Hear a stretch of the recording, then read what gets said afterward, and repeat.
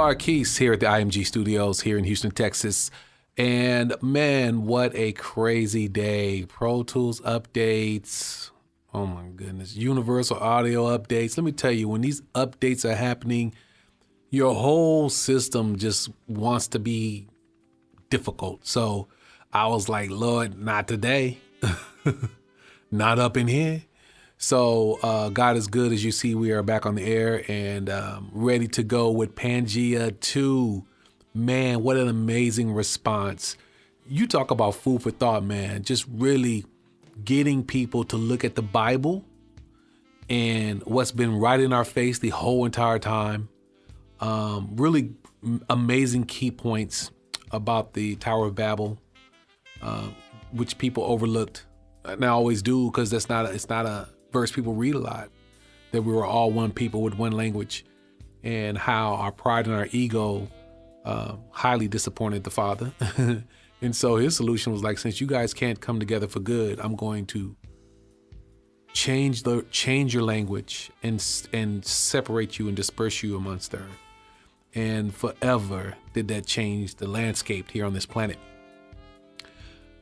What people miss from that is when God came down to see what we were doing, I think he was really expecting something like good, like amazing, like thankful, like just honoring him just for the blessing that as a people we've been having. Because you got to remember, up to that point, from the Garden of Eden all the way up to that point, we really were living in the land of promise.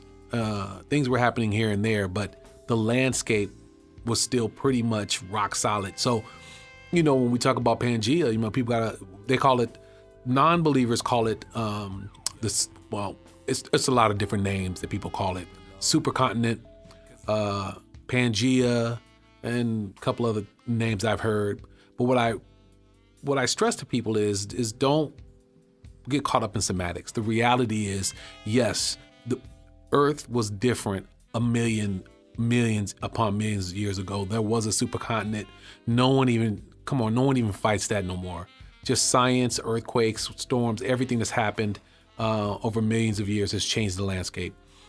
California is going to probably be in the sea at some point. As somebody who lived in California, we often speak about that. We know where the San Andreas fault line is. It's already pretty determined that if you times out how much it moves between earthquakes, you can kind of almost estimate when a major earthquake will pretty much almost separate that part of the coast. Won't be during my lifetime and it won't be during yours, but it's definitely going to happen. So with that in mind, I just always try to get people to sometimes people can just get too religious sometimes and be too difficult, and just, oh God, this. And I'm like, yo, come on, this is basic understanding, okay? If you put the key, if you have your car keys, and you put it in the ignition and you turn it, it turns on. That kind of logic thinking, you know what I'm saying? Nothing super complicated, nothing overly religious. It's just not like that. But as you know, we started off in Genesis just to get everybody on board. I got to bring everybody into the conversation. So believers, non-believers, whoever it may be. So a big part of the first show really was about God's plan and purpose, why and how things happened. The fact that we were all one people, God changed our language, and that when you are hating on other people's language and stuff, you're hating on something God did. And God don't make mistakes. He did it for a reason. I do believe the reason he did it was because of our ego and our pride and what we were trying to do, make a name for ourselves. That's kind of, I think, how the Bible words it. But the reality is what God was expecting and hoping, which is that we all came together for good to do something great. And no ego, no pride, or no nothing. And that's not what he found. So now we're picking up on part 2. And I think on part 1, we kind of ended around as people dispersed. Now, how did this whole thing start with me? It's an interesting journey. Let me kind of back up a little bit. And there's something that we used to always say when we used to talk to a lot of young people in ministry and kids, and been working with young people for a long time. There are a lot of kids that have never, ever left their block. They go to school, they come home, they're on the block. They go to school, and they might go to the mall, but they've never left their block. Some kids have never left their city, right? Some people have never left their state. So you wonder how people get locked into certain mindsets, right? Like gang life and street life and all that stuff. It's because they haven't experienced anything else. All they know is that, because they never ventured out. There are kids who live in Los Angeles who've never been to the beach. That seems crazy to me, but I've met them because I've counseled them. So some kids from Inglewood, Compton, and you would think Carlson, do you know how close the beach is to some of these cities? Like it's nothing, 30 minutes. But as they would say, man, you don't understand our keys. Man, it's not that simple. But there are economic reasons, there are traveling issues, there's multiple reasons that keep kids from going to the beach, whatever. But the reality is, whatever the reason is, when you have not experienced something outside of your little situation, then you don't know what else is going on in the world. You make assumptions about other people, other races, other religion, other situations, and you are very narrow-minded, right? Until you have an experience. Perfect example. When I lived in Alaska for a very, very, very long time, right? I'm gonna share something with everybody. Oh man, this is deep. So everybody knows I grew up in Alaska.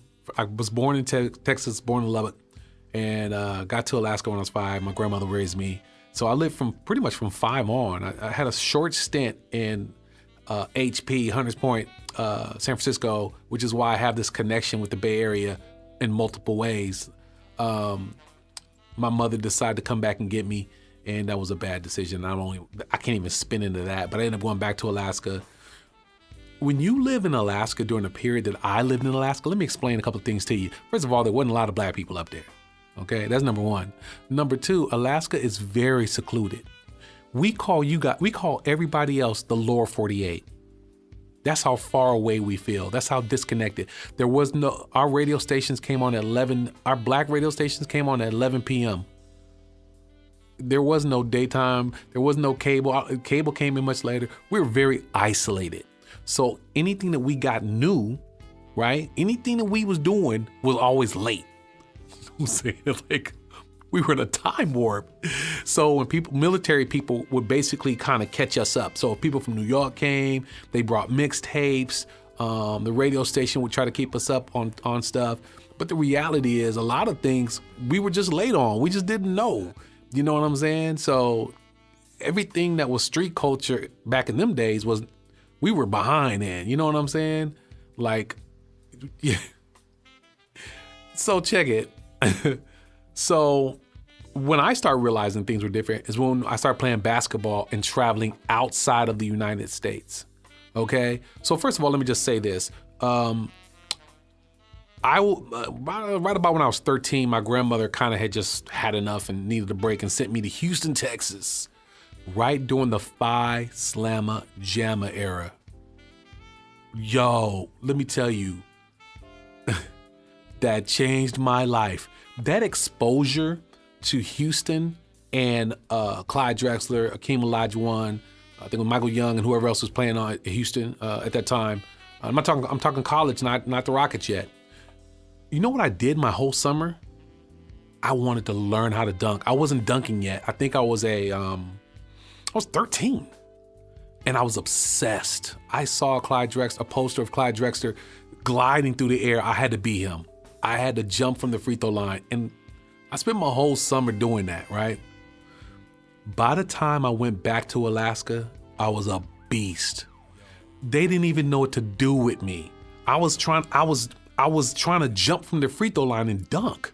So what was going on was, because and anybody who grew up during Alaska at that time, not that dunking didn't exist, but you got to remember, people who dunked, we wasn't doing crazy stuff like that at yet. So here I come bringing this Phi Slamma Jamma mentality to an area that was not used to it, unless you were really in tune with basketball and what was going on. So I used to get a lot of technicals and charges, which were not really charges. They had just never seen somebody that young jump over people, right?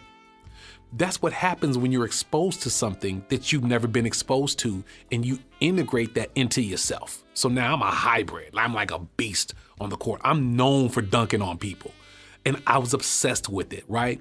But that culture I brought into basketball spreads to other people. You know, there's an article in the newspaper I have that says they started calling us the Five Slammer Jam because we started dunking so much. We would talk about who we dunking on, who gonna get dunked on. I'm gonna dunk this time. I mean, it was a thing, right? So it just developed into a whole different kind of situation, you know, because when you see somebody next to you dunking like that, of course you can do it too. You can dunk, but it changes the way you dunk, right? That's what happens when you leave your little situation. So when I left Alaska, every time I left Alaska, it changed me in a major way. Houston changed me in a major way because up to that point, school, on the farm, camping and fishing. Listen to what I'm saying. That's all that was going on, man. And then as I got into high school, it was still more of the same, but because I stayed with my uncle and my aunt for a while, and then back to my grandmother. I was going back and forth. I was bad. So what ended up happening is, as I got into high school, of course, basketball always was the thing, of course. But just music-wise, I start, interning at the radio station KSKA, and as I started interning, I really started understanding how far behind we really were with music, and hip hop, which was really bubbling at that time. Because I had a friend that was in the military. He come from New York and he brings stuff that we were not playing. I'm like, yo, what's this? Like, and it would take us 6 months to get some of these songs. Like, it was crazy, because back, it's tapes and albums back then. So you have to order them through the record store, and it would take a minute. And sometimes they had never even heard of these groups and stuff because hip hop was that new. You know what I'm saying? So it just, you had a sense that we were really behind. Rap styles, we were just lame, to be honest. We were so behind. So as time went on and I finally grew up and had a little bit of the world, the only place I had really been up to that point is Houston, Texas for the most part, and of course California, but for a short stint. So here's what's crazy. I finally decide to leave and go to California permanently. I moved to Richmond, California, right? This is my first time as an adult moving outside of Alaska. I moved to Richmond, California. If you know anything about Richmond, California, that's no place to play, first of all. That place, good and bad, but more bad there is than good. Trust and believe.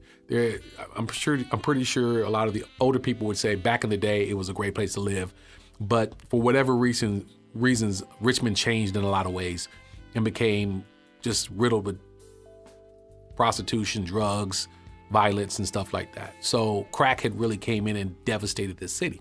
So listen, I was afraid to go out the house. Just a little culture shock to me, right? Leaving Alaska, coming there, I could sense that I was outside of my element in a major way. Black people talk different, they look different. I was dated, whatever it may be. So one day I was looking out the window, and for a week, there's a house across the street, right? And it always seemed like something was going on.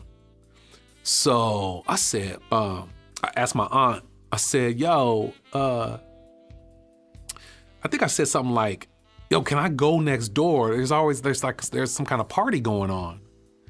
I was intrigued by like the traffic, right? Just wanted to kind of just finally get out the house.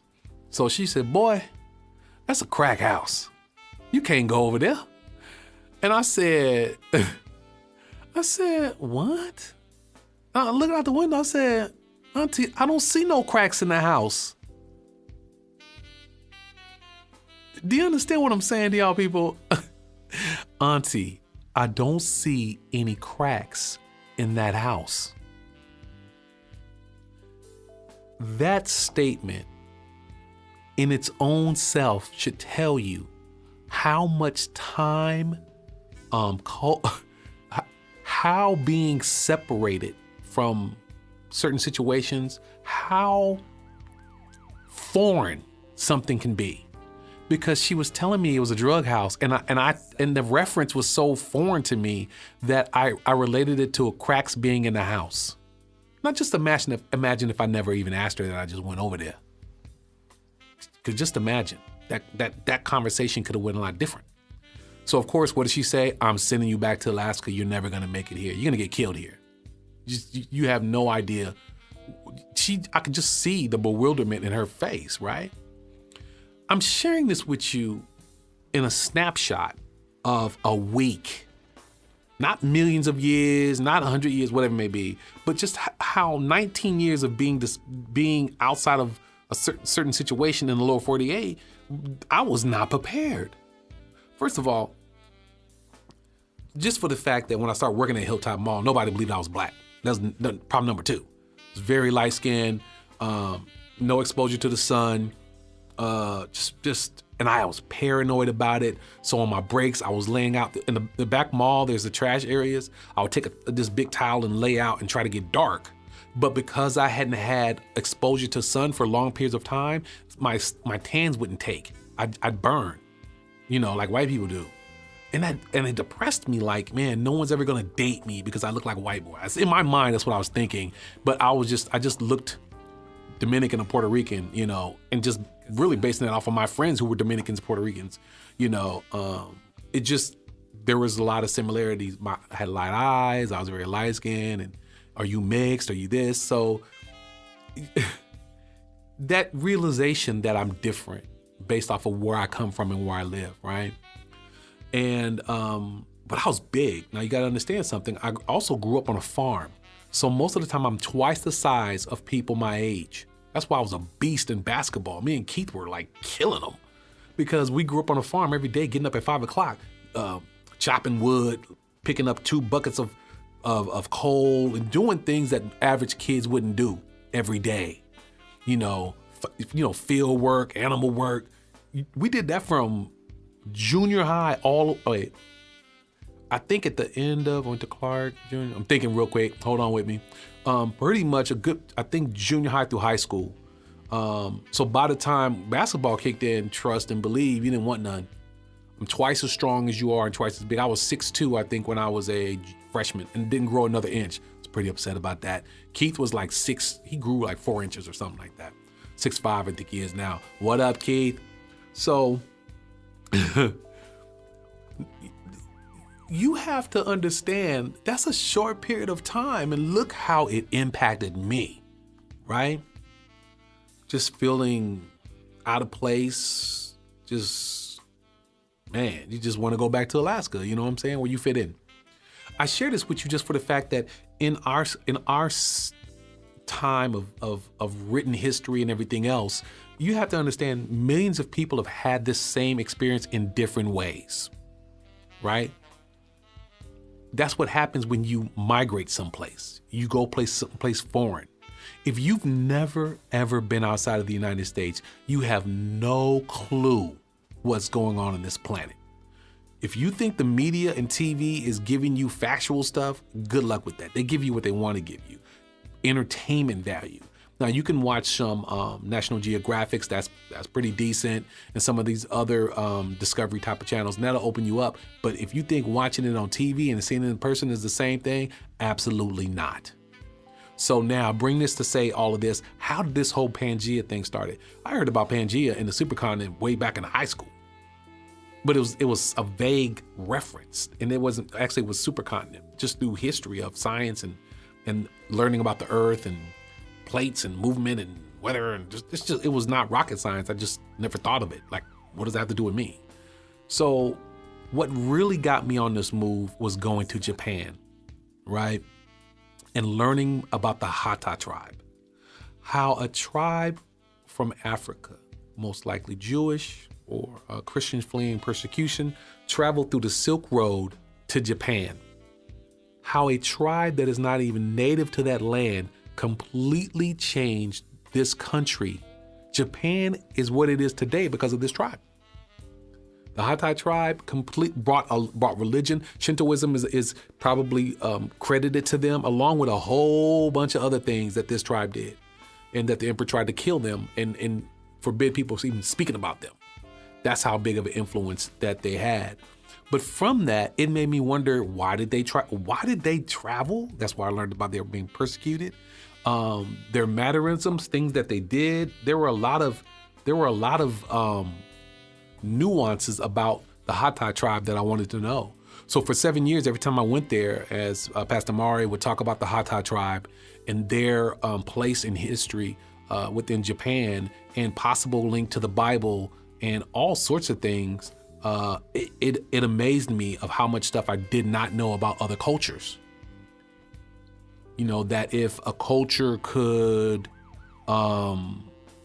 travel that far and have such an impact, what else was going on the planet?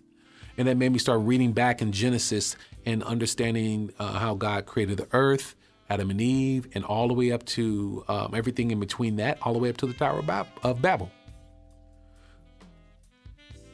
The reason why it's so important is about what we're going to talk about right now. If you have not listened to Pangea 1, go back in my archive and listen, because you're going to need to do that to understand who we are today, how we got where we got, and why we look the way we look. I truly believe what I'm about to say 100% based off of the Bible and just common sense, because the Bible is very clear. First of all, everybody knows the Garden of Eden was in Africa, and not in a cold part, in a hot part of Africa. The Garden of Eden was not the size of your backyard. It was probably the size of middle Africa. It was a large expand that Adam and Eve had to have to accommodate the generations upon the millions of years of their seed populating this planet, to the point to where they start spreading out within Africa, middle Africa, okay? This is not rocket science. So within that, the Tower of Babel comes up, you know, and I can't say tribe at this point, most likely clans, because clans are really same people with just different clans, different tribe within the family. So at this point, when you think about the Tower of Babel and God dispersing everybody amongst the earth, where did they go? Well, it's not real rocket science. If we were all one people within a specific part of Africa, as we spread out, certain tribes and certain clans went certain ways. Now, ride with me on this.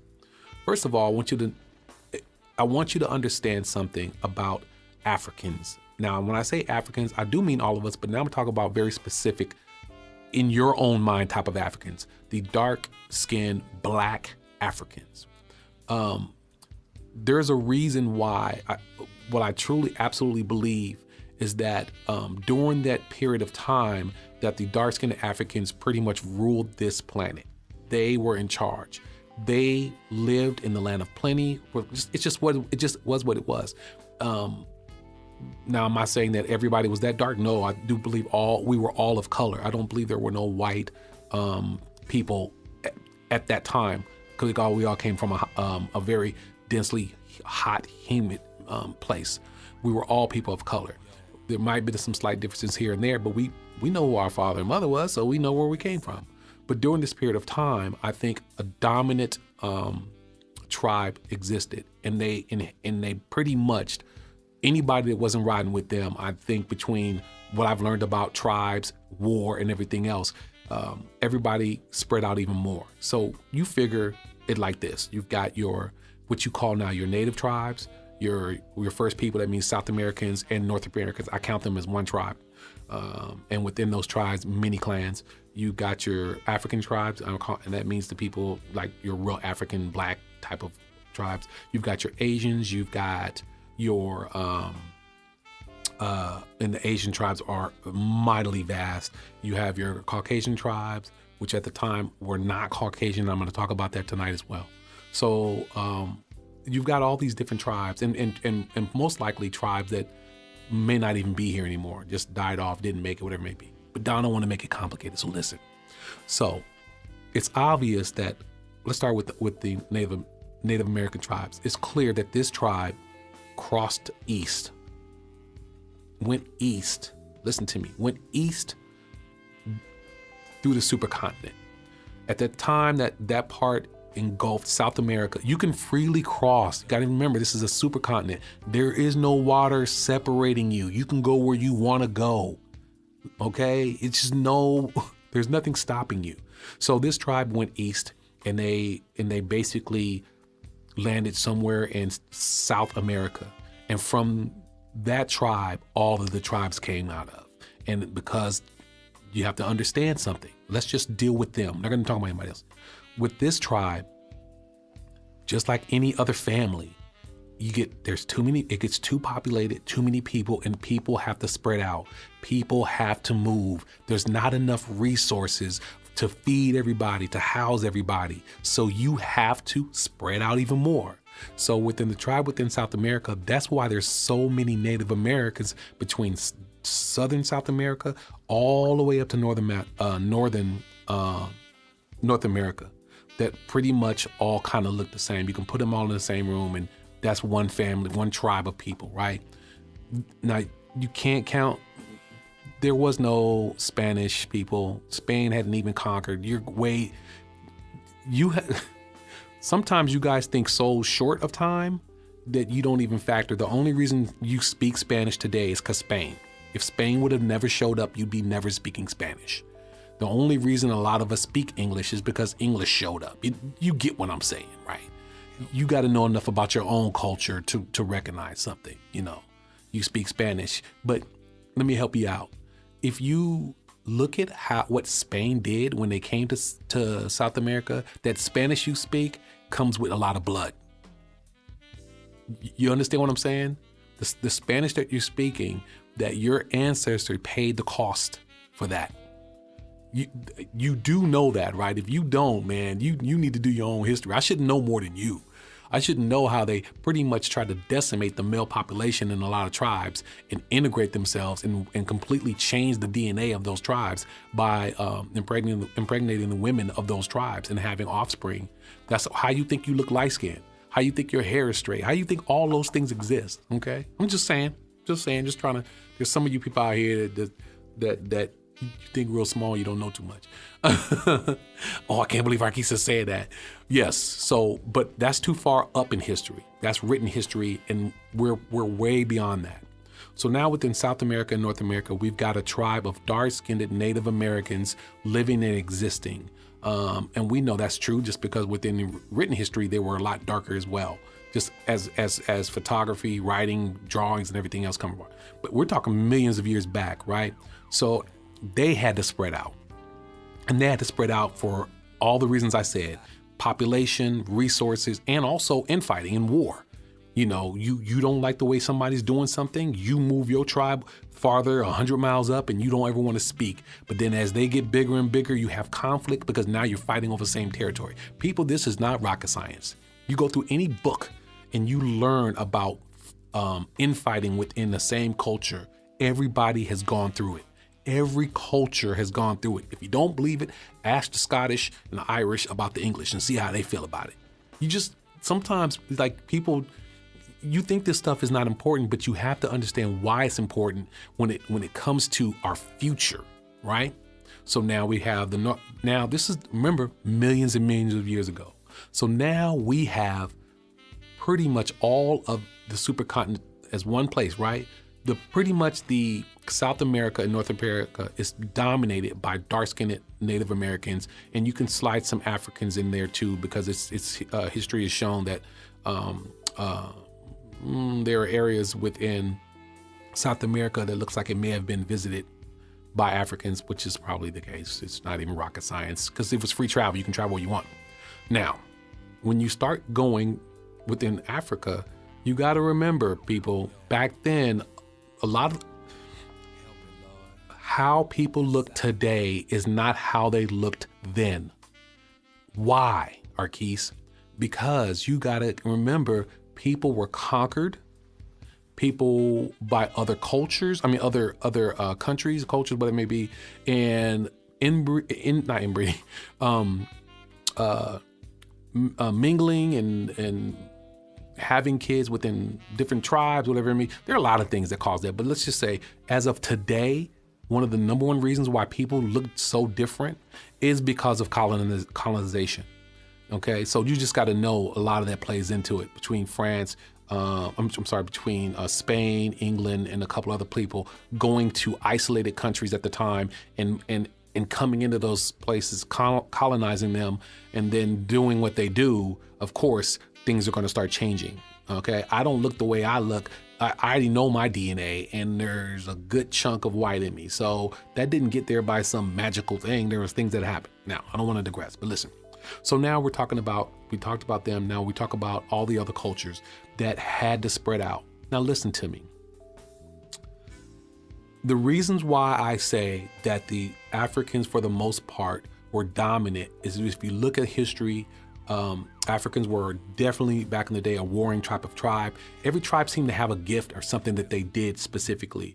Your New Zealanders, your Tongans, and a lot of those are bigger, stronger, more aggressive tribes. There were tribes, they were just warriors. It's just what they were. Within the family that we all are, everybody had skills. When they built the Tower of Babel, I'm pretty sure there were specific parts of the tribe who did the ideal of it, however they drew it up back in them days, but the actual construction, and then there were people that did the work. That's just the way it is. So within our family of human beings, we all as a culture have different gifts. We're all made to contribute to a single thing that's supposed to be great, right? Now check this. So now as we have been living in the land of promise within Africa, of course, resources. Now it's millions upon millions of years. It's overpopulated. You've got clans and people fighting. The Tower of Babel happens. They move away because they want to make a name for themselves. And then everything happens from there with God changing our name, our language. And now we can't even communicate. So I can't even tell you I need help or whatever it may be. So people start really traveling farther and longer distances. But Africans never moved. They stayed exactly where they were the whole entire time. Why? Because they were in charge for a whole, it has nothing to do with racism. It's just, they lived, where's all the gold? Where's most of the gold? Where's most of the diamonds? Where are most of the resources within Africa? Where's all the oil? Where are all those things at? All within Africa. A lot of the people that are in Africa right now were not the people that were in charge at time. It's just not even rocket science. Just do your history if you think I'm making this stuff up. I just can't get into all that stuff. I want to provoke you to go to some places, learn some history, learn the history about Arabs, and learn the histories about various other people and religions and races, and see how they started. And I'm really trying to get you to understand God's greatness in everything. You know, these things are not they're not meant to tear us apart. They're actually meant to bring us together. And I have to get to that later on in this conversation. But now here's where the rub is for a lot of people. This is what's going to really bother you. And I don't want it to bother you. I want you to understand. Let's not try to fight over why the Caucasian tribes were pushed farther north. Everybody knows farther north is colder, more hostile, less habitable area. Most likely it's the same thing that happened to the Hatta tribe. The Hatta tribe fled, people fight over if they are one of the lost tribes or not. I can't even get into that. But the reality is they settled somewhere in a little upper part of Africa and then had to flee because of war. That's why the whole country had to flee, because they were being decimated by another country or tribe, and they had to flee. That's how they've been in Japan. So listen, there are a lot of reasons why that may happen. I would sense that what most likely this tribe that we now call Caucasians, let me just say it. Look, if you believe that white people have always been white, you are so deeply mistaken, because it's impossible to be that way. We all came from a specific area doing a specific thing, but here's what I believe. Just listen to me. I believe after millions of years, when you are, and if you don't believe it, I want you to try this yourself. Next time winter comes, wherever you may live, imagine that your tribe, and that means every Caucasian tribe, which were not Caucasians at the time. They were part of the African family like all of us. You cannot exclude them from that, because it's very clear. God said we were all one people. Now, why they got pushed up that far, whatever. If you want to say war, whatever. Resources, whatever. not getting along, whatever. You can say whatever you want to say, but let's just deal with the fact of where they were. England, Scotland, and farther up as you can possibly imagine. Russia. Now you are a tribe of people that's gotten pushed and so far out of the promise of all the resources. Now you have to make a way. You got to figure out how you're going to survive. There's a reason why white culture is very innovative and really made a comeback. I'm just going to say it like that. Made a major comeback. You got pushed out of an area where everything was easily and accessible. Okay, you got pushed to a hostile area where nothing was easy and accessible. So first of all, how are you going to survive winter? How are you going to do that? How are you going to survive a Russian winter? Any of those climates that exist at that time? You remember, there was no houses. There most likely was barely huts at that time. You know, we were surviving on a landscape that was extremely hostile, right? And the continents hadn't even divided yet. It's still kind of free travel. Listen to me, people. There are islands that you can there are islands you can go to today and live without, you don't need no cable, you don't need internet. Everything you need is on that island. You can fish, you can hunt, everything you need, every resource you need is there. You don't have to have all the modern things that you need to have, right? So you have to understand that. There are when you live in the land of plenty, the struggle is there is no struggle other than infighting and war and resources and stuff like that. But as far as necessities and things you need is right there. Tons of food, right at sea. They got pushed to an area where, first of all, the ocean is not even close. So there goes no fish. You've got some little lakes here, unless you're along the coast of England or whatever it may be. But I'm just talking about Russia and everything else in between, Germany, every fully country that we now consider like white, right? So now listen to me. Now, if they looked like us and we were all one people, what happened? This is the big thing. Listen to me, everybody. Here's why everybody looks the way they look. I absolutely 100% believe this, and it's not even rocket science. Now, your family, your tribe, your clan has gotten pushed to the most hostile environment. Now you have something called winter. You weren't even experiencing that before.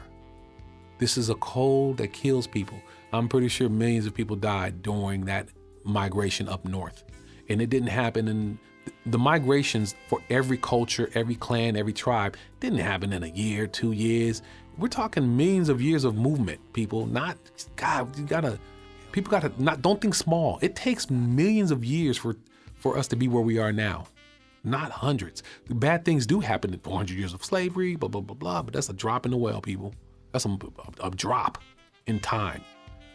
But now we're talking about a tribe of people. Now, what I'm trying to get you to do is understand our white brothers and sisters. Well, really just our brothers. I'm gonna just stop calling them our brothers and sisters, period. Because color is not a reference when it comes to who we are within Christ. There's no white heaven, no black heaven, no orange heaven, it's none of that. It's just heaven. We are gonna be there. Y'all making these churches all white and all black. Good luck with that. Anyway, so listen to me. If we are all one people and this migration happened, here are the things that factor in the way you look, based off of the beginning of the story I told you about myself. As you move farther north and you have less sun, you get lighter. That's not a fantasy, that is a fact. As you cannot farm the way you were used to farming, and now the resources you used to have are no longer available, you now have to become innovative and figure out, how am I going to provide for my tribe, my family, my clan in this hostile environment? When I tell you it probably took millions of years for them to develop the technology, not in the way you think, like today's technology, but whatever they had to build to shelter themselves in hostile environments, to learn how to plant and grow in environments that are absolutely decimating to seed and everything else. How do you think that happened? I'm pretty sure they failed a lot. How to keep livestock alive. People, the reason why they're so good at what they do is they had to survive in the worst, most hostile environment for millions of years. not 100 years, not 1,000 years, for millions upon millions of years, that each tribe had to learn how to survive where they were within the supercontinent. Native Americans clearly had a really good hookup because they got South America and North America, and we all know how that looked before colonization. Clearly Africa, if you know anything about Africa and how they used to adorn themselves with gold and diamonds and everything in their headpieces and in their outfits, that's not even rocket science. This is known history. Just read or just go there and learn the history yourselves. But every tribe, clan, people had to learn how to survive within their own areas of migrating as God separated us, changed our language, and moved us along the planet. But when you look at what ended up happening to what you today call the Caucasians, they had to become extremely innovative because they had to deal with circumstances that no one else had to deal with. Every other tribe was living in environments that was suitable for humans. No really extreme weathers other than maybe rain or nothing like that. But as far as climate's concerned, as somebody who lived in cold climate, trust and believe, 50 below and 75 below, I've felt extreme cold, and I don't know how anybody prior to modernization ever survived that. Eskimos, we know how they did it. If you don't know, they used fur and lined inside of their huts and their igloos when they had to go hunting. There's a whole nother topic about how Eskimos survived the most harshest climates, and they still live in some of those climates, but now modernized and live in houses.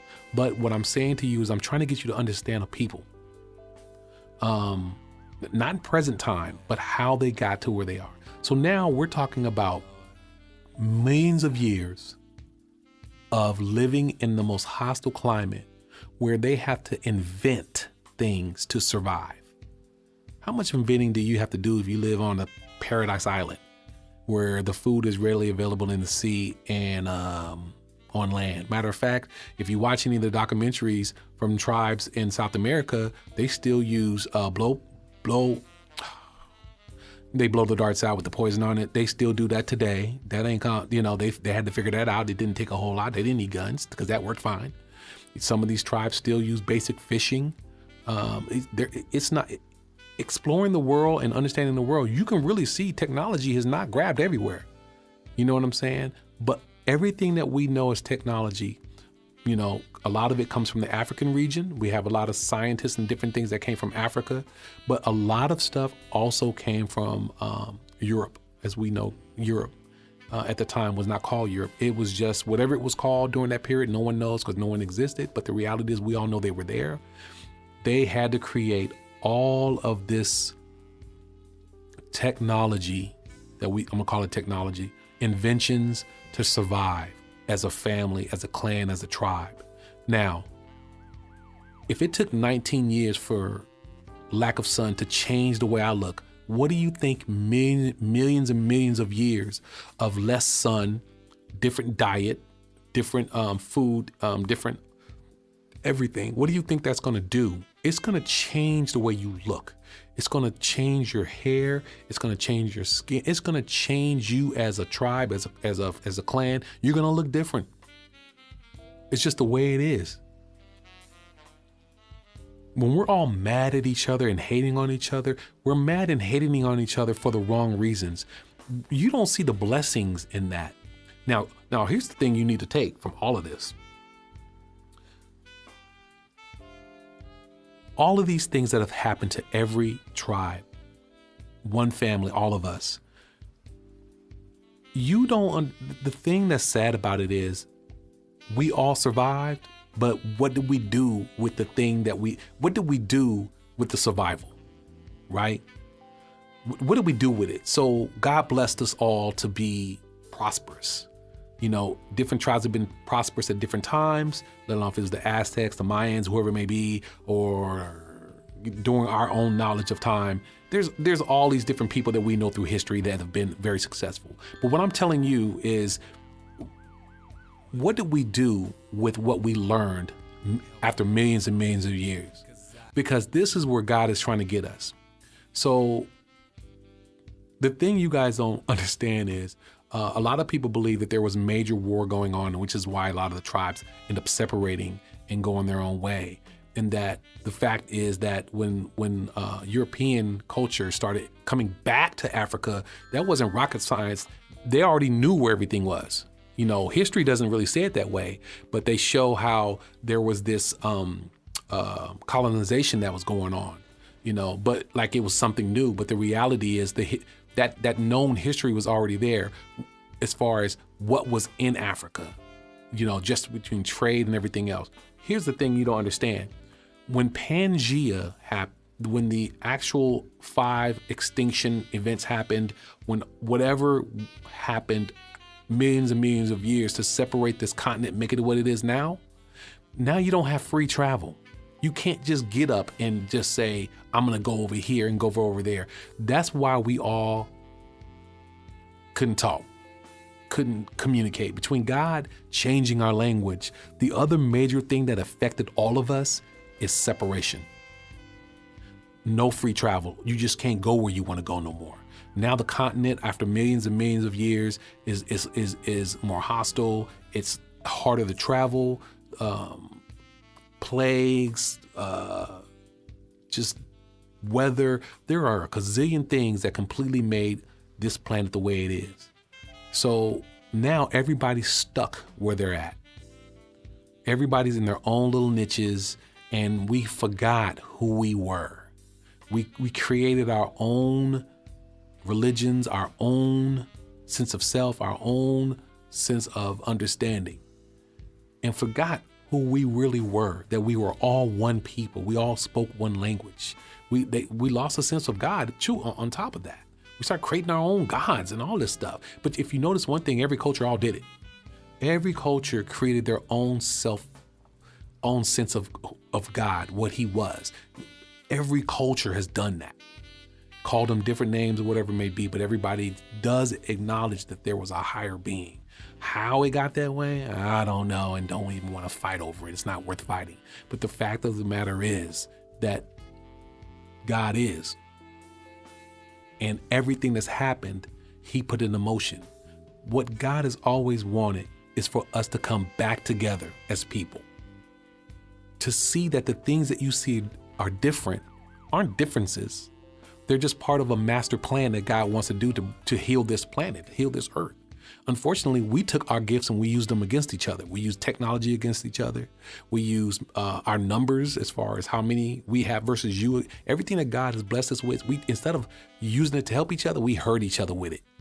We use our technology against each other, slavery and everything else in between that, you know, and every culture has had their own type of slavery. Look, every culture has enslaved their own people. If you don't know that, you just need to do your history within Africa, within Europe, in Scottish and Irish and all that.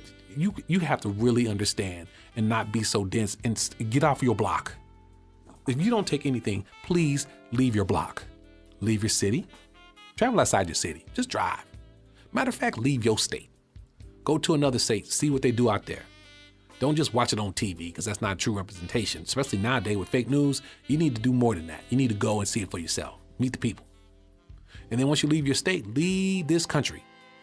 Pick a place. Pick a place that maybe has something to do with you. Maybe your people are from Scotland. Maybe your people from Africa. Maybe your people from South America. And then learn their history. You got to learn why you are the way you are and keep digging that out, because within that is God's plan and purpose. He's showing you what not to do in a lot of our history. It's like a story. He's like, this is what you don't do. You don't go someplace else and enslave a people and create this atmosphere, because look what you got. You know what I'm saying? You could have partnered. You could have came together. And that's always the message. Come together. Every time God shows me something, it's the same thing. Come together. Same people. Come together. See the blessings within every culture. within their language. Learn the language. Dig deep and to see how great and big I am. We do it within animals. Oh, we love animals, unless they're eating us, but we acknowledge how great God is within animals. That's why we go to the zoo. We want to see all that stuff. We're like, God created all this stuff. It's like, he's so great. But we don't do the same thing amongst ourselves. When you go buy a car, you're going to go buy a Dodge Charger. You don't go to a Dodge dealer and who only sells all white Dodge Chargers with the same engine. You see what I'm saying? In every aspect, we want variety except one within our own selves. Don't make any sense. So in a nutshell, as we're getting closer to the end of the show, here's what I want to share with you. Pangea, the supercontinent, had everything to do with God's plan and promise. He created us to be one family. We are one family. We are one people. The only reason we were separated is because of our ego and our pride. And that same ego and pride and that self and that hatred that started developing after we dispersed upon this planet and our language, it's all that self-hating. I call it self-hate because we're all one people. Hating people because of their color, first of all, we were all one people. You got to get this. Like, listen, every time you see somebody black, you shouldn't even see the color. You have to understand, is his color have to do, what does his color mean? What is it saying to me? Listen, what is his color saying to me? He's black, he's African. That means he came from a place where it was a hot climate and most likely a lot of exposure to the sun. It's not even rocket science. What does it say when I see somebody more fair-skinned, maybe they're mixed, whatever? There's always this like puzzle that should intrigue you, like reading God's creation diary. Like man, God is good. Let me see what he's been doing for the last millions upon millions of years. It should intrigue you. It should make you want to like do something. You know what I mean? Not hate on each other, which we just hate. By you hating on other people, you hating on God. When you hate other races, you hating God's plan. You hating God's purpose. If you're a non-believer, listen to me. If you're somebody that has no religious background, then the science alone takes you on the journey. Just look at the science, which matter of fact, atheists already kind of know all this stuff and don't even fight a lot of that stuff. They'll admit migration. A lot of the great atheists, when I say atheists, there are a lot of scientists and people who basically mapped out a lot of this planet and did a lot of things. And they may not believe in God, but God may have believed in them. He created them. So you can deny God and still accomplish things. It's just the way it works. Free will. What's the goal when we talk about the super planet and Pangea? The goal is to bring everybody back together, to complete what God started, to do God's will, his plan, his purpose, to understand why people look the way they look. They don't look that way by coincidence.